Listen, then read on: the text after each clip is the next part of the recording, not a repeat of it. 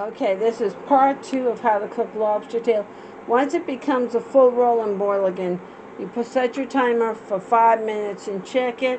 If it's not thoroughly done, you check it for 3 more minutes. Because you want to make sure it's thoroughly cooked and hot and not still partially frozen. Boiling, boiling, boiling lobster tails. I see Sparkles Corner. This is June the 4th and Saturday.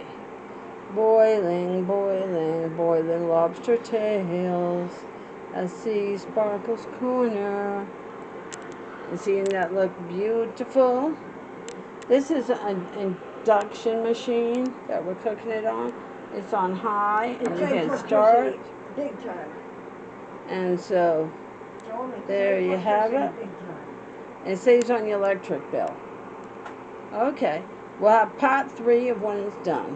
When we check it. Thank you. Stay tuned for more fun with Sea Sparkles Corner. Thanks for watching. Bye, everybody.